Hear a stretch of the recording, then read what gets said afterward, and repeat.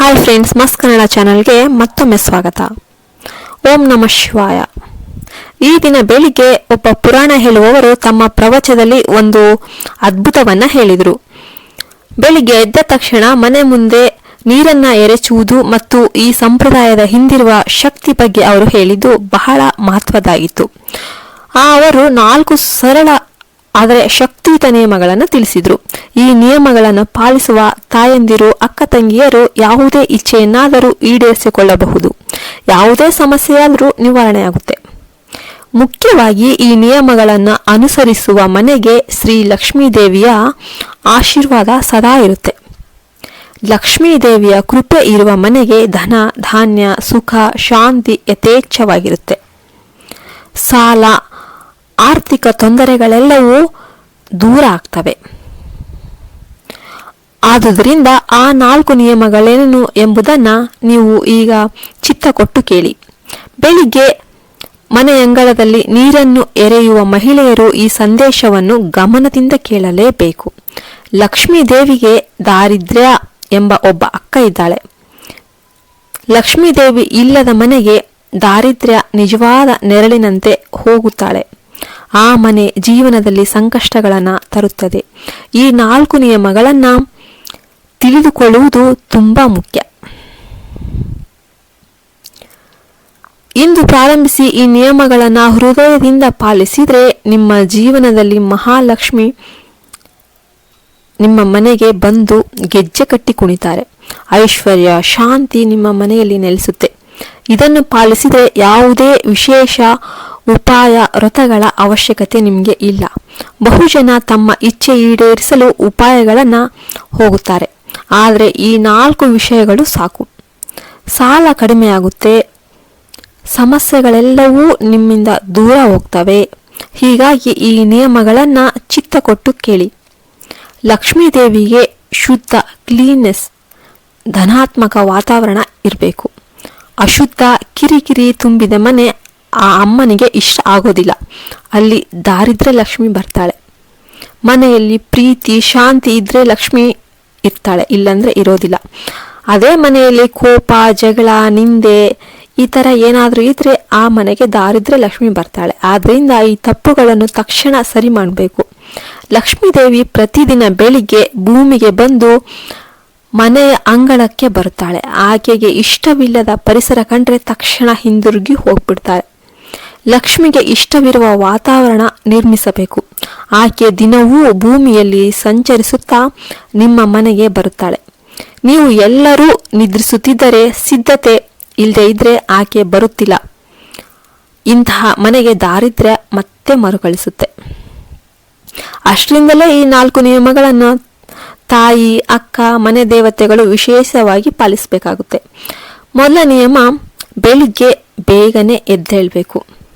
ಸಾಧ್ಯವಾದರೆ ಬ್ರಹ್ಮ ಮುಹೂರ್ತದಲ್ಲಿ ಎದ್ದರೆ ಅದು ತುಂಬ ಒಳ್ಳೆಯದು. ಅದು ಎಲ್ಲರಿಗೂ ಒಳ್ಳೆಯದು.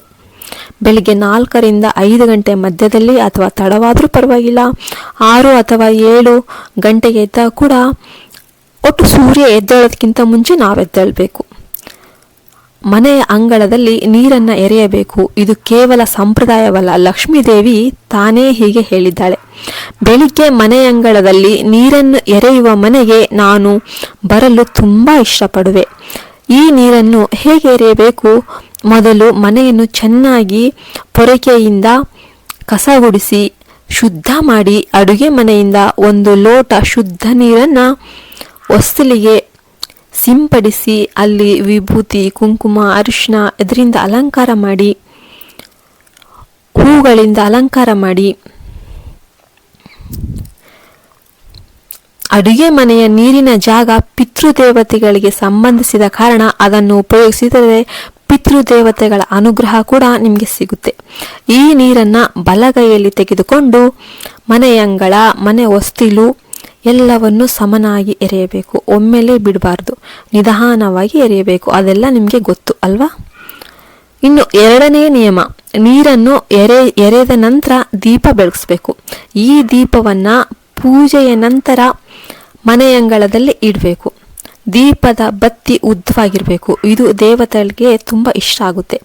ದೀಪದ ಬೆಳಕು ಕಂಡು ಲಕ್ಷ್ಮಿ ಸಂತೋಷದಿಂದ ಮನೆಯೊಳಗೆ ಬರ್ತಾಳೆ. ದೀಪವಿಲ್ಲದ ಮನೆಗೆ ದಾರಿದ್ರ್ಯ. ಸ್ವಸ್ತಿಕ್, ಅದು ನಿಮಗೆಲ್ಲ ಗೊತ್ತಲ್ವಾ? ಏನು ದೊಡ್ಡ ರಂಗೋಲಿ ಏನು ಬೇಕಿಲ್ಲ. ಒಂದು ಲಕ್ಷ್ಮಿಗೆ ತುಂಬ ಇಷ್ಟ. ಇದು ಮನೆಯ ಪವಿತ್ರತೆಯ ಸಂಕೇತ.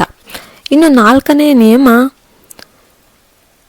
ಒಂದು ಕಲಸವನ್ನ ನೀರಿನಿಂದ ಯಾವಾಗಲೂ ತುಂಬಿ ಇಡಬೇಕು. ಇದು ಮಣ್ಣಿನಿಂದ ಅಥವಾ ಲೋಹದಿಂದ ಮಾಡಿದ ಪಾತ್ರೆ ಆಗಿರಬಹುದು.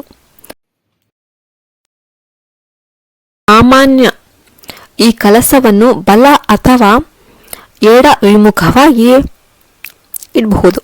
ಕಲಸದ ನೀರನ್ನ ಬಳಸಬೇಕಾಗಿಲ್ಲ, ಕೇವಲ ಇಟ್ಬಿಡ್ಬೋದು ಅಷ್ಟೆ. ಈ 4 ನಿಯಮಗಳನ್ನ ಶ್ರದ್ಧೆಯಿಂದ ದಿನವೂ ನೀವು ಪಾಲನೆ ಮಾಡಿದರೆ, ಪ್ರತಿ ಮಹಿಳೆ ಕೂಡ ಇದನ್ನು ಪಾಲನೆ ಮಾಡಬೇಕು. ಆ ಮನೆಗೆ ಮಹಾಲಕ್ಷ್ಮಿ ಖಂಡಿತವಾಗಿಯೂ ಬಂದೇ ಬರ್ತಾಳೆ. ಆ ಮನೆಯಲ್ಲಿ ಶಾಂತಿ, ಸಮೃದ್ಧಿ, ಆನಂದ ನೆಲೆಸುತ್ತೆ. ಸಾಲ ಕಡಿಮೆಯಾಗುತ್ತೆ, ಹಣದ ತೊಂದರೆಗಳು ಎಲ್ಲ ಪರಿಹಾರವಾಗ್ತವೆ. ದಾರಿದ್ರ್ಯ ಇಷ್ಟೊಂದು ನೀಟಾಗಿ ಇಷ್ಟೊಂದು ಚೆನ್ನಾಗಿದ್ರೆ ಯಾವ ದಾರಿದ್ರ್ಯನೂ ಬರೋದಿಲ್ಲ. ಬೆಳಿಗ್ಗೆ ತಡವಾಗಿ ಎದ್ದು ಮಧ್ಯಾಹ್ನದವರೆಗೆ ನಿದ್ರಿಸುವ ಮನೆಗೆ ದಾರಿದ್ರ್ಯ ಬಂದೇ ಬರುತ್ತೆ. ರಾತ್ರಿ ಎಂಜಲ ಪಾತ್ರೆಗಳನ್ನು ತೊಳೆಯದೇ ಇಡುವ ಮನೆಗೆ ಲಕ್ಷ್ಮಿಗೆ ಇಷ್ಟವಿಲ್ಲದ ವರ್ತನೆಗಳು ದಾರಿದ್ರ್ಯವನ್ನ ಆಹ್ವಾನ ಮಾಡ್ತವೆ. ಸ್ನೇಹಿತರೆ, ನೀರು ಎರೆಯುವುದು, ದೀಪ ಬೆಳೆಸುವುದು, ರಂಗೋಲಿ ಹಾಕುವುದು, ಕಲಸವನ್ನು ಇಡುವುದು, ಈ 4 ಸರಳ ನಿಯಮಗಳಲ್ವಾ? ನೀವು ಮಾಡ್ತೀರಾ. ನಿಮ್ಮ ಮನೆಗೆ ಲಕ್ಷ್ಮೀ ದೇವಿಯ ಆಶೀರ್ವಾದ ಖಂಡಿತ ಬರುತ್ತೆ. ಇವನ್ನೆಲ್ಲ ಫಾಲೋ ಅಪ್ ಮಾಡಬೇಕು. ಇವುಗಳನ್ನು ಪ್ರತಿದಿನ ಪಾಲನೆ ಮಾಡಿ. ನಿಮ್ಮ ಜೀವನದಲ್ಲಿ ಅಚ್ಚರಿಯ ಬದಲಾವಣೆಗಳನ್ನು ನಿಧಾನವಾಗಿ ನೀವೇ ನೋಡ್ತೀರಾ. ಈ ವಿಡಿಯೋ ನಿಮಗೆಲ್ಲ ಇಷ್ಟ ಆಯಿತು ಅಂತ ನಾನು ಭಾವಿಸ್ತೇನೆ. ಇಷ್ಟ ಆದರೆ ದಯವಿಟ್ಟು ಒಂದು ಲೈಕ್ ಮಾಡಿ.